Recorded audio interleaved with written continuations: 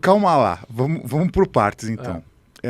Você estava contando, você começou a contar a história de onde surgiu essa mitologia dos pactos demoníacos pelo sucesso. Sim. Tá, então... Isso no teatro também tem histórias a respeito disso. Sim. Mas é que a música virou um terreno bem fértil para isso, né? Tem aquela história A música é um terreno fértil pra gente maluca. Ponto. O que tem de gente maluca, genial, e gente maluca que permaneceu no ostracismo, mexendo com música, é uma coisa impressionante. Você acha que Michael Jackson é um cara normal? Não, de forma alguma. Você acha que o genial Prince era um cara normal? Não. Alguém que não teve uma fama, assim, que você possa citar, alguém que seja um cara legal, genial e que não estourou que nem o Prince, mas coisa, todo mundo conhece. Não, isso todo mundo conhece. Mas, por exemplo, é que eu vou falar um nome de gente muito obscura. Aí ninguém sabe. Ninguém vai saber. Mas se jogar no Google lá, às vezes aparece. Cara, se você pega, por exemplo, Nick Drake, que era um cantor folk dos anos 70, que fez 2 discos incríveis, morreu completamente desconhecido e que hoje um pequeno nicho de quem gosta de música cultua o cara, né? Por causa de um disco chamado Pink Moon. Me lembrei de um guitarrista que era muito bom, você com certeza conhece, que é o Jason Becker, que acho que ele ficou zoadão. Não é que ele ficou zoado, ele teve uma doença terrível. Terrível. Ele era genial. Não, né? ele tá vivo ainda. Sim. Ele tá vivo e ele é um exemplo, ele é um dos maiores exemplos que eu já vi de alguém que não se entregou à doença. Tanto que, inclusive, ele criou um sistema de comunicação que, com o movimento dos olhos, isso é lido por um computador e transmite o que ele está... cara, é uma coisa incrível. É igual do Stephen Hawking. Mais ou menos. Que ele tinha uma tela que o... Isso, o princípio... lia o princípio era basicamente o mesmo. Mas o que explica isso? Essa é uma história completa, legal, explica Jason completamente Becker. essa história. Eu vi documentário. Então, mas aí o cara teve uma doença degenerativa absurda, como foi também o caso do Stephen Hawking. E aí esses caras, bicho, eles são tão geniais, o Stephen Hawking morreu, mas, cara, são tão geniais, cara, que esses caras driblaram a morte. Qualquer outra pessoa teria sucumbido. Qualquer outra pessoa teria se entregue. Qualquer um de nós, por exemplo, quando fica doente, bicho, a gente fica, meu Deus, eu vou morrer. Não vai morrer porra nenhuma, bicho. Não vai morrer porra nenhuma. Se levanta daí e, sabe? Eu pelo menos, sempre tive esse tipo de postura comigo mesmo. Né? A gente fica velho, eu tenho 62 anos de idade. Então, a gente fica velho. Você levanta de manhã, o corpo dói. Aí você fala, não tá doendo porra nenhuma. Vamos embora. Então, Jason Becker, Stephen Hawking, esses caras driblaram a morte, porque qualquer outra pessoa se entregaria. Como eu já vi também, muito artista, por exemplo, que foi diagnosticado com a doença e morreu 15 dias depois. Então, tudo depende e tudo é absolutamente ligado à tua força espiritual. Não interessa em quem você acredita. Você acredita em Jeová, Satã, Maomé, não interessa quem você acredita. Tudo é decorrente da força espiritual que você tem. E a força espiritual que você tem, ela é fundamental para que você triunfe ou não na carreira artística. Vamos falar de música? Ele é fundamental. Porque se você não tiver isso, você não tem condições de criar uma obra que seja digna o suficiente para deixar um legado. Quando eu falo, por exemplo, que os melhores discos do Aerosmith foram feitos no período em que eles estavam completamente afundados das drogas, hoje as pessoas falam, não, imagina, você não pode falar isso. Não, cara, eu posso falar isso, porque é a realidade. Quais são eles, esses bons eu gosto do Aerosmith? Do Aerosmith? Toys in the Attic, o Rocks, o Drown the Line e o disco que o Joe Perry já tinha saído do Aerosmith, que é o Night in the Ruts. O próprio Get Your Wings, o segundo álbum, os caras já estavam na esbórnia. Você pega o Iggy Pop. Cara, a sobrevivência do Iggy Pop é um negócio inexplicável. Porque o que o Iggy Pop já tomou de droga, nenhum de nós três tomou de Nescau na vida. Somados nós três. Ih, fiz merchan, né? Tomou de água, né? Água. A quantidade de droga que ele tomou mais do que a gente tomou de água na vida inteira. Então, qual é a explicação da sobrevivência do cara? O cara tem uma força espiritual absurda.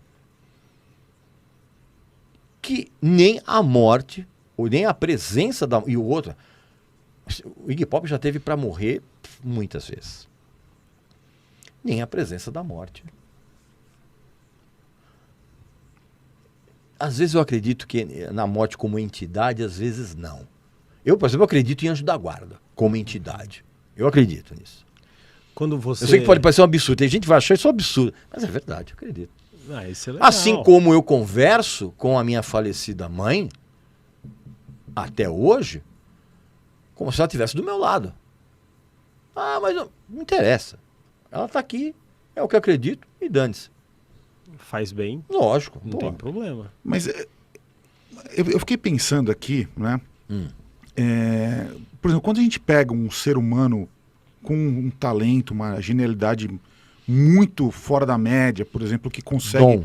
Pessoa com dom. Um dom. O dom existe. Tá. Sei lá, vamos pegar um caso do Michael Jackson, por exemplo, né? Vamos considerar. Eu consumi a vida inteira, desde que era pequenininho lá, com o Jackson 5 e tal, a vida adulta, e tudo é muito impressionante nele, né? Assim, o carisma, a facilidade, o tom de voz, né? A musicalidade, até a dança, principalmente, tudo era muito incrível. Assim, você está falando agora dessa força espiritual, né?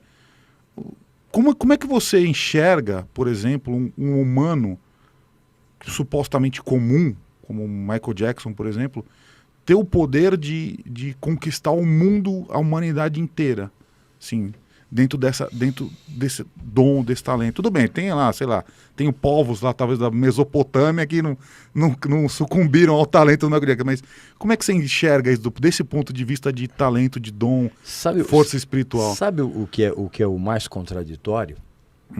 E eu sei que você está me assistindo, você vai ficar horrorizado com o que eu vou falar. Jackson 5 e Michael Jackson não teriam sido o que foram se não fosse pelo pai demoníaco que eles tiveram. É verdade. E basta você olhar para a cara, para uma foto do Joe Jackson, o mal estava estampado ali. Você bate. Só que se não fosse o cara, bicho, se não fosse lá a disciplina rígida, a ponto do cara cometer a barbaridade de dar surra nos filhos com fio desencapado elétrico, cinta, o cacete. Isso é uma barbaridade. Uma barbaridade. É abominável? É. Mas essa tirania do Joe Jackson em obter o sucesso que ele desejava e não conseguiu por intermédio dos filhos, foi exatamente esse método desumano que fez com que os irmãos formassem o grupo, ensaiassem, coreografia, composição, e deu no que deu. É um absurdo? É, mas é a realidade. E se o pai do Michael Jackson falar assim, olha gente, eu vou falar uma coisa pra vocês aqui na boa. Eu sei, meus filhos, vocês são todos muito diferentes entre si. Cada um faz o que quiser da vida, tá bom? E aí eu vou dar o meu apoio. Sabe quando ia surgir o Jackson 5? Nunca. Então, qual é a lição que a gente tem? Muitas vezes, o bem, ele só aparece porque existiu o mal. Se não fosse a presença do mal, o bem não seria tão necessário. Inclusive, E aí, respondendo a sua pergunta a respeito do Michael Jackson. O Michael Jackson, por que o Michael Jackson foi o cara que se sobressaiu no Jackson 5? Ele era o mais talentoso? Não. O mais talentoso era o Jermaine, que era multi-instrumentista. Ele era o mais bonito? Não. O Jermaine era o galã. Mas o Michael Jackson era uma criança fofinha. E crianças fofinhas derretem corações de adultos. Tanto que o Michael Jackson, os primeiros discos do Michael Jackson, os compactos, ele já soltou quando era menininho, com aquela vozinha, né? E aí o Michael Jackson virou a lenda, quer você queira ou não. Mas só que o Michael Jackson, ele tinha o dom? Tinha, claro, sem dúvida. Bicho, ninguém chega onde o Michael Jackson chegou se não fosse por um dom. Mas o Michael Jackson, e isso é uma coisa muito maluca que você, meu amigo e minha amiga, tem que entender. Você pode ser adulto, ter a idade que você tiver. Você vai continuar carregando dentro de você o que você foi quando criança e quando adolescente. Você pode... Muita gente esconde isso, né? Ah, veja bem, isso aqui é blá, blá, blá, blá. Na hora que o cara tranca o banheiro e liga o chuveiro, o cara volta a ter 14 anos de idade.